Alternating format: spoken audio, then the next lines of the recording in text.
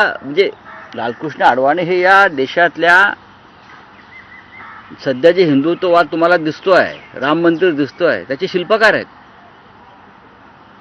त्यांनी हे सगळं शिल्प उभं केलं हिंदुत्वाचं. पण त्यांना शहाजहानप्रमाणे एकांतवासात ठेवलेलं आहे.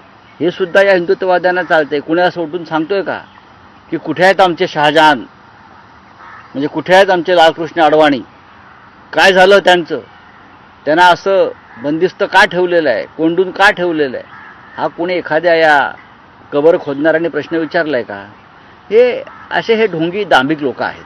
कबर न खोदता संभाजीनगर हे नाव बदलले ते बाळासाहेब ठाकरेंनी, माननीय हिंदुहृदय सम्राटांनी काय केलं की त्यांनी कबर खोदा सांगितलं नाही औरंगजेबाची. त्यांनी एका झटक्यात औरंगजेबाच्या नावानं असलेलं जे शहर होतं, गाव होतं, त्याचं नावच बदलून टाकलं. औरंगजेबाचं नामोनिशाण खतम करून टाकलं. हे संभाजीनगर आहे म्हटलं आजपासून. त्यासाठी एखादा अध्यादेश काढा वगैरे काय नाही. शिवसेना प्रमुखांनी 90 सालात जाहीर करून टाकलं. हे औरंगाबाद नसून हे संभाजीनगर आहे. याला म्हणतात हिंदुहृदय सम्राट, याला म्हणतात हिंदुत्व. याबरोबरच त्या दिवशी आदित्य ठाकरे यांनी आमच्या कार्यक्रमात देखील सांगितलं की नागपूरच्या दंगलीच्या मागचा जो काही सगळा झाला त्याच्यामध्ये कुठेही देवेंद्र फडणवीस यांचा हात नाही असं आम्हाला वाटतं. आज तुम्ही देखील तेच केलेलं आहे रोखोकमध्ये की नागपूरच्या दंगलीमध्ये देवेंद्र फडणवीस यांचा थेट संबंध असेल तर संबंध असं वाटत नाही.